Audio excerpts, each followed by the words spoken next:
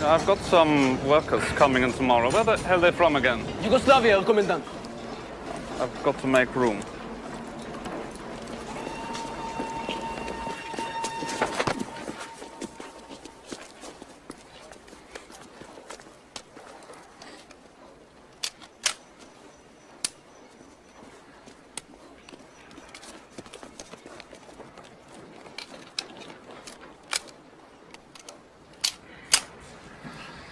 Oh, Christ. That's Check the angle lever, maybe it's bent.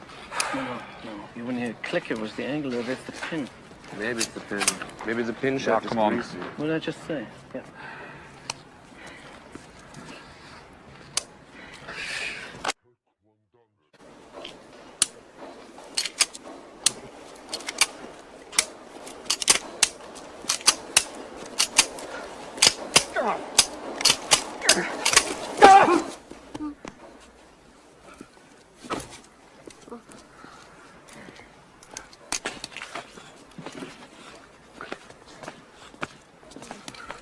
Strange, huh? The Berbers are currently located geographically around Mount Atlas, but inhabit much of North Africa long before the Arabs arrived. The Berbers are considered the aboriginals of the area, and their origins beyond that are not officially known. Here we have a population, many of whom have blue eyes and light hair, living in Northwest Africa of all places, and amongst some of the blonde tribes still living near the Atlas Mountains of Morocco, the percentage of Rh negative blood can reach 40%. Now keep in mind, that's not the general national average, but restricted to certain local tribes. Anthropologists, for the most part, dismissed them for many years because they didn't fit well with the out-of-Africa paradigm. So it was presumed that they had migrated from somewhere in Europe. However, that theory has been abandoned with the current understanding of genetics. Scientists now accept the genetic evidence that concludes Berbers are an indigenous people, which they believe are descended from native Upper Paleolithic Cro-Magnon types going straight back into the Pleistocene or Ice Age. This should make it easier to understand why the oldest remains found in Egypt, nicknamed Ginger, and currently on display in the British Museum, has naturally red hair. This is pre-dynastic, which means before the pharaohs and before the accepted dating of the pyramids. I can go on for quite some time about blonde and red-headed mummies and blue-eyed statues, but I'll save that for a future video on ancient Egypt. For now, let us turn to another population native to an island off of the African coast who also left mummies and pyramids. The Guanches were very tall, powerfully built, blonde and red-haired indigenous natives of the Canary Islands, specifically the island of Tenerife. To date, there is still no evidence that the Guanches had any knowledge of maritime technology, which begs the question, how did they get there? This isolation allowed the Guanche to maintain a racial exclusivity until the time of the Spanish conquest. According to the Encyclopedia Britannica, 11th edition, concerning the ethnic origins and racial identity of the Canary Island Guanches, and I quote, "The Guanches are thought to have been of Cro-Magnon origin, with blue or gray eyes and blondish hair."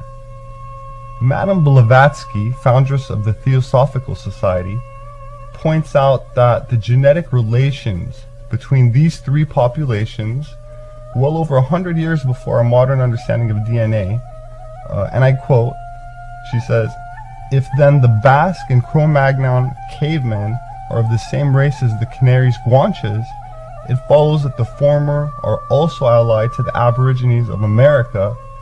The Atlantean affinities of the three types becomes patent."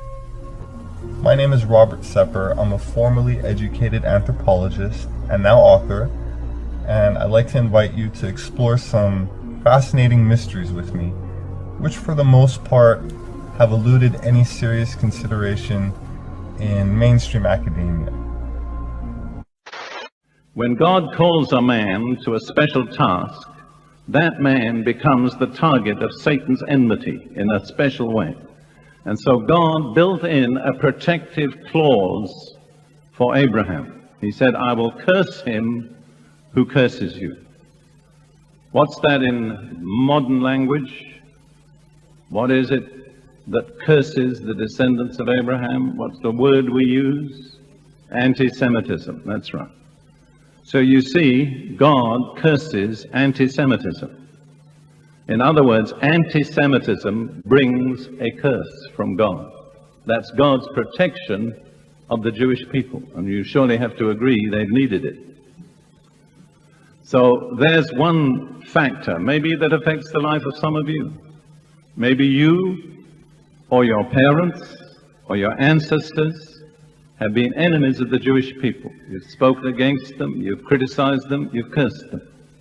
You understand that will bring a curse on you and your life.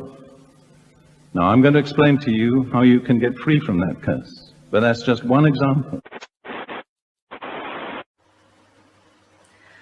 My name is Elihana. I am 20 years old, and I am joining the Army of Israel, the Israel Defense Forces. I am a citizen of Israel, proud to be part of a land that was promised to the Jewish people forever. In 1948, with the rebirth of the State of Israel, the Jewish people that came from the ashes of the Shoah, the Holocaust, returned to the land promised by God that was already there since the time of Abraham in the Bible. The weak hands of the broken-hearted Holocaust survivors were the tools to work on the desert land, while their tears watered the ground as they remembered their lost loved ones. They prepared this land for my generation, but we are still persecuted from every side, while we look forward to persevere in our goals to make this world a better world in technology, science, and medicine. Still, there are plots for our destruction. We are at risk. Israel needs friends more than ever. Faithful friends that look for a better world. Now the nations face a little sample of our suffering, fighting against the most evil ways of terror and plots of destruction from radical Islam, and anti-Israel media and political campaign. This is a warning to the nations. Look at me. I could be your daughter, full of dreams. But this generation depends on your decision. And you know what? Your children also depend on the decisions that you and the world will make towards Israel. Israel is the apple of God's eye. So the God of Israel says in the Bible, in Bereshit, Genesis 12:3, I will bless those who bless you, and I will curse those who curse you. You decide today for your children, and Israel's children will be the ones to reap the consequences of your decisions. We shall not fear, for Israel is not alone. But as for you, who will protect you from the consequences of your bad decisions if you turn your back on Israel? Think twice before you choose to finish my generation. And remember, omission was the sin of the nations when 6 million Jews were exterminated. If you want a better world, remember, your decisions can boomerang against you. Israel will not fight alone. As Tehillim Psalm 121 says, we look up to the mountains. From where does our help come from? Our help comes from the Lord, the God of Israel, who made the heavens and the earth. He that keeps Israel shall never slumber nor sleep.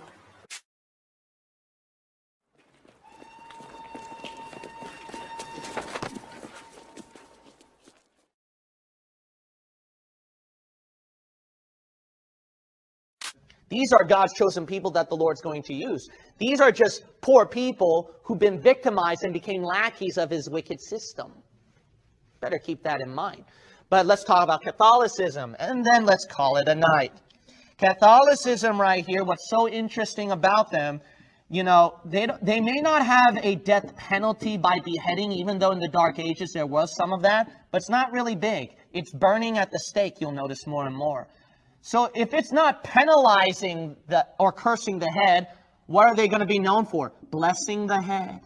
Because you either lose your head or you take the mark.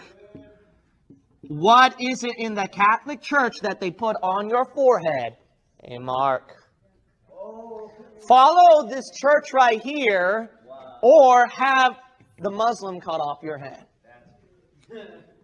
How about that? That shows the Catholic Church was always that queen evil system at the top, the mother of the elite kings of the earth, the elite system. See, they're the ones on top, but they're in a more secret form. They want their lackeys to take care of the bloody mess and the blame. But they themselves, no, we're not. We're Christians like you. We suffer persecution like you. That's the wickedness of this evil system. And that Catholic Antichrist, even though he's Syrian Jew, his religion is Catholicism. And then he'll put that mark on the forehead. If you reject that, then he's going to have these people cut off your head right here. And not only that, those Jews will be betrayed, and then these guys will be the ones able to hunt them down. How about that?